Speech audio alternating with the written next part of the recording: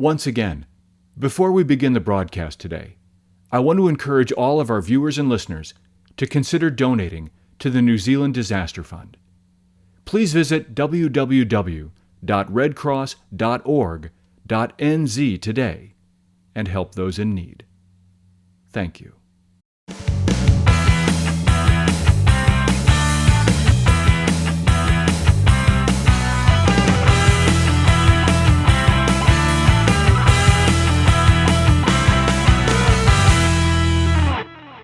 Hey everybody, my name is Dwayne Burkhardt, and you are either watching on YouTube or listening on the podcast service of your choice to Season 2, Episode 3 of The Rugby Report. And I'd like to start off by saying a very special hello to all of our new listeners over in the UK who tuned in for the first time this past week. Welcome to the show. It was, of course, a spectacular week for our favorite sport, so let's get right to it. We'll start, as we always do, down under with the Super Rugby Pacific League, which held its annual Super Round this weekend in Amy Park, or again, as I call it, Seagull Stadium, located in the beautiful city of Melbourne. The first game featured the defending champion Crusaders facing off against their South Island rivals, the Highlanders. The Crusaders, as we know, were coming off a stunning loss last week to the Chiefs, where the Highlanders were still recovering from a frankly abusive loss at the hands of the Auckland Blues. Unfortunately for the Highlanders, this week wasn't much better. The once again Aaron Smithless Highlanders were simply unable to do anything to stop the Crusaders' offense, led by superstars like Richie Mo'unga, Scott Barrett, Sevu Reece. You know what? Basically the entire team. But I would like to call out Fergus Burke in particular for also having a great game. Burke, as longtime fans of this podcast know, was quite literally the very first player I ever called out and highlighted on my podcast. So it's always fun when he has a good game. The Highlanders, despite not being able to do anything to stop the Crusaders, didn't play badly. I thought Sam Gilbert's play was very promising, and Folau Fakatava is still, I think, well on his way to being the next star scrum half of the franchise. But the fact is that, aside from two late tries, there just wasn't much to celebrate in this game, and the Crusaders rolled to victory. Full-time score, Crusaders 52, Highlanders 15. Are the Highlanders already done for the season at 0-2? No, they're not. Yes, they've gotten pretty badly spanked in their first two outings, but they lost those games without Aaron Smith and playing against the two teams that both played in last year's championship game. The Highlanders have work to do, but they're far from dead yet. Game 2 featured the hometown Melbourne Rebels facing off against the Wellington Hurricanes in a game that was a lot more exciting and interesting than I thought it was going to be. And if I thought there was bad blood between the Rebels and the Force last week, that was nothing compared to the amount of extracurricular activities that we saw in this game. And I'm talking about a lot more than just merely checking the quality of the stitching on your opponent's uniform. As they did last week, the Rebels took an early lead, but as they too did last week, the Hurricanes followed with a blustery barrage of points and took a big lead. But back came the Rebels on the strength of two late, quick, and impressive tries by Richard Hardwick, and suddenly, with just minutes to play, it was a 1-point game. But then, Jordy Barrett. Folks, you can't stop him. You can only hope to contain him. And the Rebels couldn't. With barely 2 minutes to play, Barrett scored a try, and the Canes hung on for the win. Full-time score, Rebels 33, Hurricanes 39. Saturday's action began with Moana Pacifica facing off against the Chiefs, in a game where it felt like the field was responsible for as many tackles as the players. The game also featured the fastest try in rugby history, as the Chiefs stole the opening kickoff and ran it in 9 seconds. The try breaks the previous record of just 12 seconds, which had been held for many years by my Highlanders, but no more. The Chiefs kept their foot on the gas, stealing the opening kick, and then another one, and nearly a third, in the first 15 minutes. They were incredibly aggressive and frankly fun to watch on offense. In fact, I haven't had that much fun watching an offense play since Bay of Plenty played last year. And Pacifica, well, they have some talented players, and they did score some tries in the second half to make the score look a little better, including a penalty try that this rugby reporter really disagreed with. And I try to stay away from commenting on officiating because I think the officials have a very difficult job and generally do very well. But that was not the right call. Fortunately, it didn't matter. This game was out of reach, quite literally from the opening kick, and the full-time score was Pacifica 29, Chiefs 52. Next up, the Fijian Drua took on the Sydney Waratahs, and for the second week in a row, the Waratahs played in a game that was a lot more competitive than I thought it would be, although this time I predicted that they would win. The Fijian Drua were impressive, and this game was a back-and-forth, very physical matchup well into the second half. But then the Waratahs, down 17-10, scored 36 unanswered points and put the game comfortably away. Full-time score Drua 17, Waratahs 46. Sunday began with what I correctly predicted would be the game of the week, as the Canberra Brumbies faced off against the Auckland Blues on a hot and sunny day in Melbourne. The last time these two teams played was in the semifinal round of last year's playoffs, a game that the Blues won by 1 point, and the Brumbies were anxious for payback. The first half was a high-scoring back-and-forth battle between two titanic teams in the league, and it was the Brumbies who went into the sheds with a 25-20 lead. And that, somewhat unbelievably, is also the way it ended. Seriously, after a scoring fest in the first half, no one scored in the second half. The Blues had several chances to take the lead, and they were driving for the win when time ran out. But the Brumbies' bend-but-don't-break defense stopped the Blues every time they needed to. The heat was definitely a factor, but it was the same heat for both teams. And in the end, the Brumbies avenged their semifinal playoff loss and came away 2-0. Full-time score Brumbies 25, Blues 20. Finally this weekend, the Western Force took the field to battle the Queensland Reds. Despite a disallowed try in the first 30 seconds of the game, the Reds looked to be in control of this game from the start, although there were moments in the first half where the Force were clearly determined to make a game of it. And then, right before halftime, as the Reds were driving, they coughed up the ball on the try line. A Force player grabbed it and started to move away when he got clocked by one of his own men. The ball went flying, a Reds player downed it. It was a try for the Reds, and you kind of got the feeling right at that moment that perhaps some higher-powered rugby deity had weighed in on the preferred outcome of this game. How did the second half go? Well, remember that episode of Star Trek The Next Generation when Starfleet assembles their fleet at Wolf 359 to face off against the Borg? Yeah, well, it didn't go nearly that well for the Force. And yes, I realize I'm mixing metaphors by making a Star Trek reference and talking about the Force. The Reds simply unloaded on the Force in the second half, and the full-time score was an eye-popping Force 20, Reds, wait for it, 71. Yikes. Now, let's have a much better look at my predictions. After my disastrous start last week, my first losing record in more than 2 years, I came in this week at 5-1. Yay! This brings my season total to a far more respectable 7-5 and leaves me feeling far better about my predictive abilities. Now, let's have a look at round 3 coming up.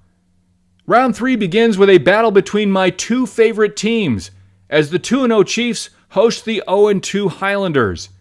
These two teams have played some truly epic games against each other in recent years, but the Chiefs are rolling right now.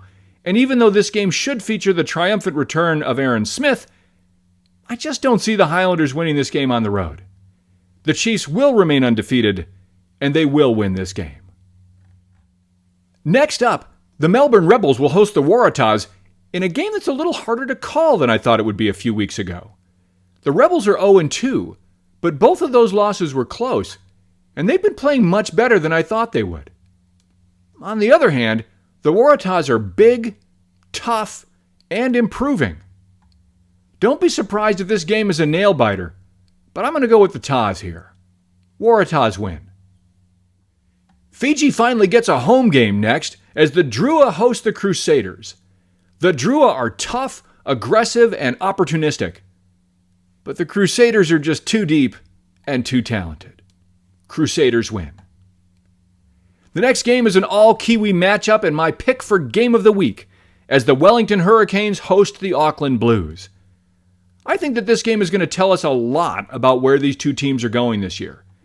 Are the Blues on a fairly straight path to a championship run? Are the Hurricanes more than just bluster and ready to cause some real havoc in the standings? I don't know. But I think we're gonna when the full-time hooter sounds after this one. This game is also a Barrett-on-Barrett game as the brothers and former Hurricanes teammates Bodie and Jordy Barrett face off against one another. Who's gonna win? To be honest, I won't be surprised either way. But even after their surprising loss to the Brumbies last weekend, I still think the Blues are just too deep and too talented to lose this one. Blues win. We'll hop back across the Tasman now and drive up to the Aussie capital where the Canberra Brumbies will host the Queensland Reds in a game that is loaded with subtext. These two teams have played some big games against each other, including the Australian Championship during the pandemic, and it's likely that this will be yet another epic battle in this rivalry. Who wins? The Reds are good, but I have to pick the Brumbies at home. Brumbies win. Finally, the Western Force return home to Perth to face Moana Pacifica in a game that might be a lot closer and a lot more interesting than some people think. This is also a tough game for me to call. On paper, the Force have a slight edge. But Moana is better than their record and, in my opinion, due for an upset. Will they get it here? They might.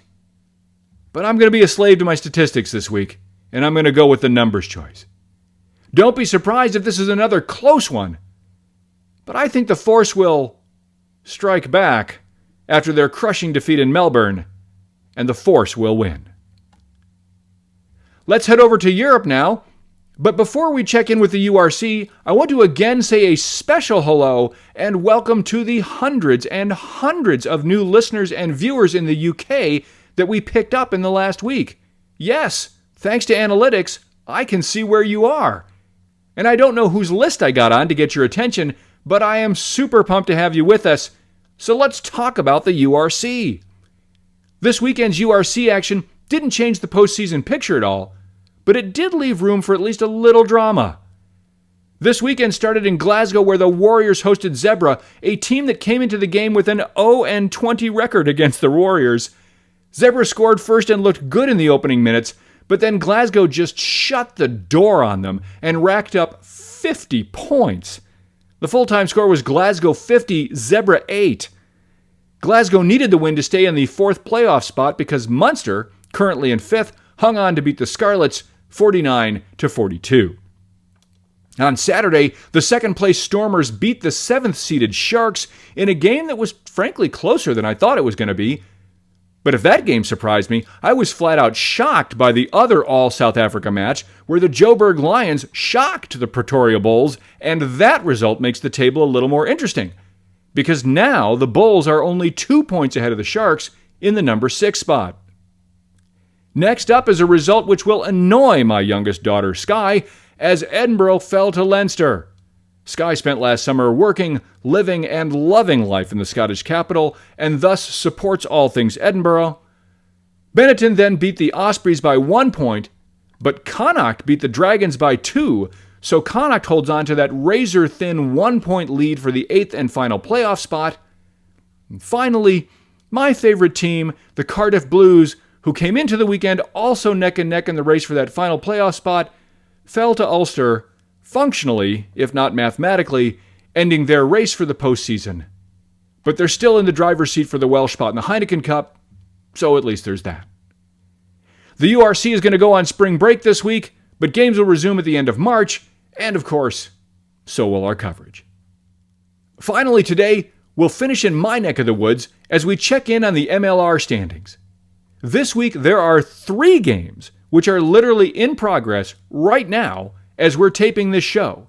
So again, those results are not reflected in the standings here, but with that noted, the still undefeated Seattle Seawolves remain at the top of the table in the West, followed closely by Houston and San Diego, although those 2 teams are currently playing each other, so as they say, something's got to give there. Utah, Dallas, and Chicago round out the West. Then over on the East Coast, Atlanta has vaulted into first place, while the defending champion New York Ironworkers seem to be finding their footing and have moved up into second. DC and New England are right on their heels, while Toronto and somewhat shockingly New Orleans are on the bottom of the table and still looking for their first wins. And that, folks, is all there is for Season 2, Episode 3 of the Rugby Report. Until next time, remember, if your choice is between rugby or pizza, you're doing it wrong. It's rugby and pizza. See you next time.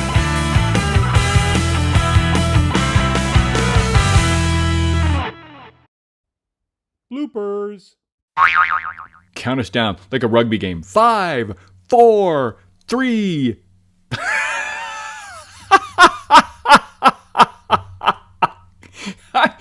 Three. Oh God. Yeah, let's put that as a blooper, shall we? All right. Let's just roll the tape. Before Sunday begins, Sunday needs tea. That's what Sunday needs. Sunday needs some tea. As I've said before, tea helps. Let's take a drip of tea. We'll take a drip. Did I actually say drip? Okay. That's not really a blooper, but I mean, probably we'll stick it in there, right? All right. It's this side. Before we go, I want to make sure I got the side right. It's this side. Okay. And if it's not, we'll just use the other take. All right, here we go. The Rebels are 0-2, but both losses were close. And I need to swallow and start that again. And if my internal organs could avoid making a sound like that again while I'm recording the show, thank you. The Drua are tough, aggressive, and opportunistic, but the truth... where the Canberra Brumbies will host the Queens... Finally today, let's check in my neck of the woods and the We're going to check finish? Are we going to check or... We're checking in or we're finishing? I don't know. I'll check in. I'll look. I don't know what I'm doing. Isn't that the truth? All right.